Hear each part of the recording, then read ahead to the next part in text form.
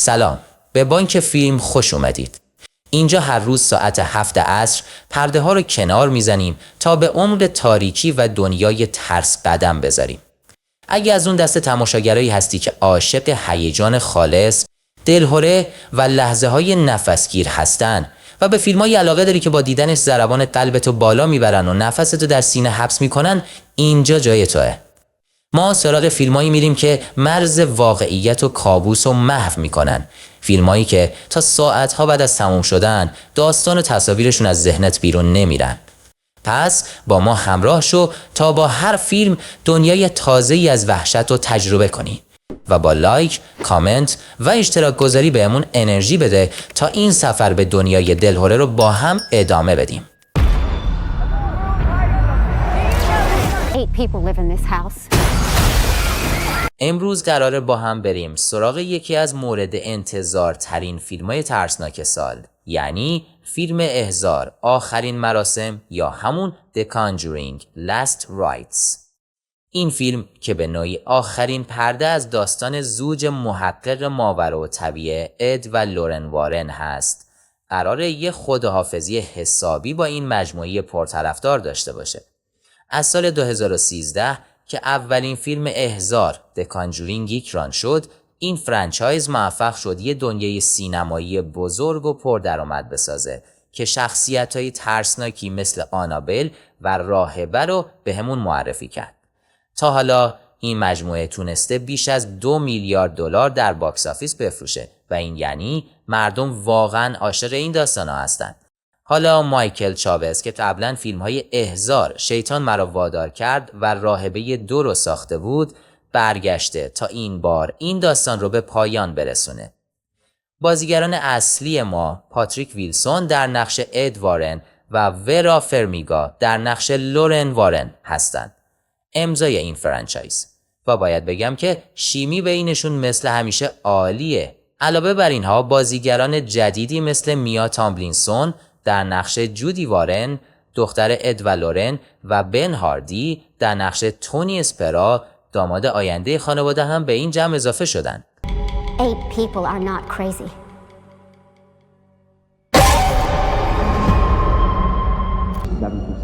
There's something in the attic. Ed, there's an evil here. احضار، آخرین مراسم، بر اساس یه پرونده واقعی به نام پرونده اسمرالد کیس ساخته شده که تو دهه‌های 70 و 80 میلادی حسابی سر و صدا به پا کرد. قرار شاهد یه داستان پر از ترس و هیجان باشیم که یه خانواده رو در پنسیلوانیا درگیر خودش میکنه. این فیلم 10مین و آخرین قسمت از دنیای کانجورینگه و قراره خداحافظی شیرین و در عین حال ترسناکی با خانواده وارن باشه. اگه از طرفدارای این مجموعه هستین یا حتی اگه دنبال یه فیلم ترسناک درست و حسابی میگردین، تا آخر این ویدیو با من همراه باشید. There's an evil here.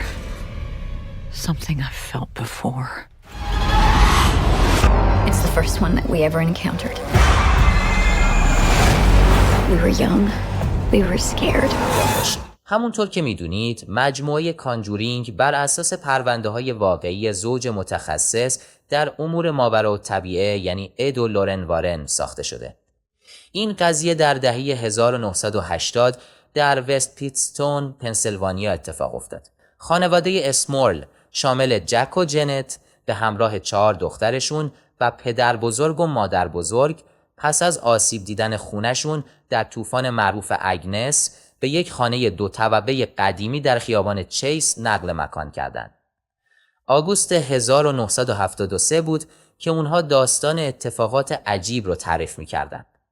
اولش با اتفاقات بظاهر بی اهمیت شروع شد، مثل باز و بسته شدن درها، روشن و خاموش شدن ناگهانی وسایل برقی، اتفاقاتی که شاید اولش بشه نادیده گرفت چون خونه قدیمی بود. اما ادعای اونها این بود که به تدریج این اتفاقات خیلی شدیدتر شد، از شنیدن صداهای عجیب و بوهای نامطلوب گرفته تا ادعای این که نیروی نامرئی یکی از بچه‌ها رو از پله‌ها هل داده پایین. این وحشت‌ها خانواده رو به سطوح میاره و اونا داستانشون رو با رسانه‌ها در میون میذارن تا کمک پیدا کنن و میگن که 3 روح اذیتشون میکنن. یک زن پیر، یک زن جوان و یک مرد تبر به دست. این خبر توجه پدر گوردون یک کشیش رو جلب میکنه. And after all these years, it wasn't done with her. Against the devil. In nomine Patris et Filii et Spiritus Sancti. شروع فیلم از جاییه که اد و لورن در سال 1964 مشغول تحقیق روی یه مورد عجیب در یه عتیقه فروشی هستند. ماجرا مربوط به یه آینه عتیقه مرموزه که لورن با دیدن اون یه چیزی میبینه و حالش بد میشه و مجبورن برن بیمارستان. متاسفانه نوزادشون مرده به دنیا میاد، ولی با دعاها و تلاشهای لورن بچه دوباره به زندگی برمیگرده و اونها اسمش رو جودی میذارن. بعد میریم به 22 سال بعد، یعنی سال 1986. خانواده اسمرایل به پنسیلوانیا نقل مکان میکنن. جان برای مراسم مذهبی دخترش هدر همون آینه مرموز رو بهش هدیه میده. اما این هدیه شروع یه سری اتفاقات ترسناک و وحشتناک برای این خانواده میشه. موجودات شیطانی و ارواح خبیثه شروع به آزار و اذیت خانواده اسمرایل میکنن و زندگی رو به جهنم برشون تبدیل میکنن. اد و لورن قصد دارن کارشون رو کنار بگذارن و زندگی آرامی داشته باشن. اونها با خبر میشن که کشیش گوردون که در حال کمک به خانواده اسمرایل بوده به طرز عجیبی میمیره، ظاهرا خودکشی. جودی دختر اد و لورن که حالا بزرگ شده و مثل مادرش قدرت‌های ماورا طبیعی داره، متوجه میشه که مرگ پدر گوردون به پرونده خانواده اسمرایل مربوطه و برای همین به صورت مخفیانه راهی پنسیلوانیا میشه تا خودش دست به کار بشه. اینجا یه اتفاق مهم میفته که باعث میشه وارنها دوباره به دنیای تاریک تحقیقات برگردن.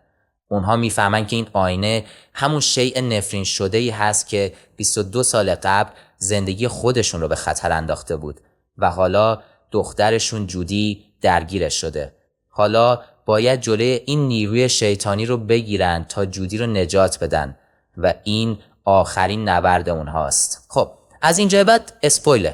اگه نمیخواین بدونین چی میشه، از نوار پایین برید روی بخش بدون اسپویلر. The power of our Lord Jesus Christ.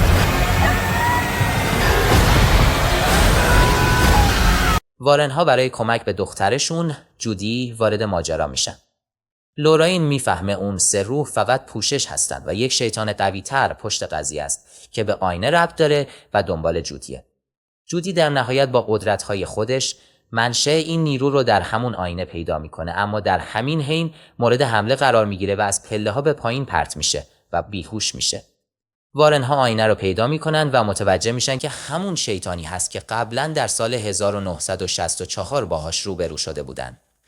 اونها میخوان آینه رو به موزشون منتقل کنن تا مهارش کنن، اما شیطان نمیذاره و جودی رو تسخیر میکنه. در نهایت شیطان باعث میشه قلب اد دوباره مشکل پیدا کنه و لورن رو در زیر زمین زندانی میکنه. بعد از تلاش‌های زیاد و نجات پیدا کردن از دست شیطان، وارنها به کمک تونی، نامزد جودی، موفق میشن به اتاق زیر شیروانی برن. اونجا جودی تسخیر شده سعی میکنه خودش رو حلق‌آویز کنه. اد به موقع بهش میرسه و نجاتش میده. لورن دوباره با دعا سعی میکنه جودی رو به زندگی برگردونه، اما شیطان دوباره بهشون حمله میکنه. وارنها با کمک هم بالاخره موفق میشن آینه رو نابود کنن و شیطان رو شکست بدن. در نهایت خانواده اسمورل 3 سال دیگه در اون خونه زندگی میکنن و قطعات آینه در موزه وارنها نگهداری میشه. فیلم با عروسی جودی و تونی به پایان میرسه. در شب قبل از عروسی اد و لورن با هم صحبت میکنن و لورن از آیندهشون میگه و اینکه حالا میتونن بالاخره زندگی آرومی داشته باشن. یک پایان خوش برای وارنها.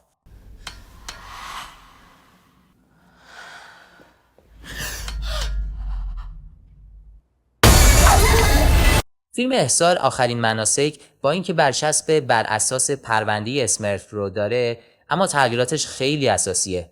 کارگردان مایکل چاوز گفته که با خواهران اسمرف صحبت کرده و اونها فقط تاکید داشتن که فیلم شبیه اون فیلم تلویزیونی دهه 90 نشه. یکی از بزرگترین تغییرات اضافه شدن آینه عتیقه تسخیر شده است که اصلا تو پرونده واقعی اسمرف وجود نداشته. نکته مهم دیگه تغییر تمرکز داستانه. در حالی که پرونده واقعی درباره وحشت خانواده اسمر بود، فیلم تمرکز خیلی زیادی روی خانواده وارن، مخصوصا دخترشون جودی میذاره. بخش زیادی از فیلم به تلاش تونی برای جلب اعتماد اونا میگذره و این چیزی بود که اصلا انتظارش نمیرفت. انگار داستان اسمر بیشتر یه پس زمینه شده برای خداحافظی با وارنها. خب بیاد یه نگاهی به نقدها و جزئیات فیلم بندازیم. مجله تلگراف به فیلم نمره 4 از 5 داده و گفته این فیلم یکی از ترسناکترین قسمت‌های کل مجموعه است.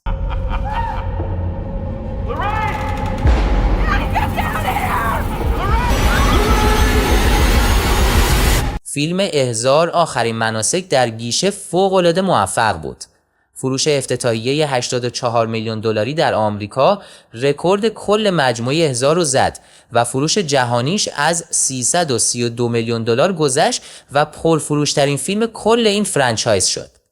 این نشون میده که برند احضار و شخصیت‌های اد و لورن چقدر محبوبن. اما نکته جالب اینجاست که این موفقیت تجاری بزرگ با استقبال متوسط منتقدان و حتی بخشی از تماشاگران همراه بود. امتیاز فیلم در سایت راتن تومیتوز حدود 56 بود که متوسطه و در متاکریتیک 54 از 100 رو گرفت. حتی نمره سینما اسکور که تماشاگران بلافاصله بعد از دیدن فیلم میدن B بود که از 3 فیلم اصلی قبلی احضار پایین تره. یه حاشیه خیلی مهم که بحث بر اساس داستان واقعی بودن رو دوباره داغ کرد، مصاحبه کریس مکنیل نوی واقعی اد و لورن وارن بود. اون گفته بود که مطلقاً هیچ چیز واقعی در مورد این فیلم وجود نداره. این حرف مثل بمب صدا کرد چون مستقیما ادعای اصلی بازاریابی فیلم رو زیر سوال میبره. این حرف باعث شد دوباره بحث قدیمی درباره اعتبار خود وارنای واقعی و اینکه پرونده‌هایی که روش کار میکردن چقدر صحت داشته بالا بگیره. در نهایت باید گفت که احضار آخرین مناسک بیشتر از اینکه یک فیلم ترسناک محض باشه، یک درام خانوادگی با چاشنی ترسه که هدف اصلیش بستن پرونده سینمایی اد و لورن وارنه. این فیلم برای طرفداران قدیمی مجموعه که میخوان خداحافظی شایسته‌ای با شخصیت‌های اصلی داشته باشن یک تجربه رضایت بخشه، اما شاید برای کسانی که به دنبال ترس و وحشت خالص هستن کمی ناامید کننده باشه.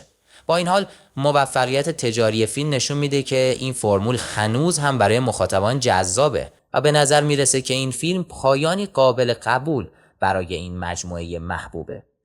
راستی شما وقتی درباره واقعی نبودن داستان‌های پشت فیلم‌های ترسناک که ادعا می‌کنند بر اساس واقعیت ساخته شدن باخبر میشید، روی ترسی که از تماشای فیلم میبرید تأثیر میذاره؟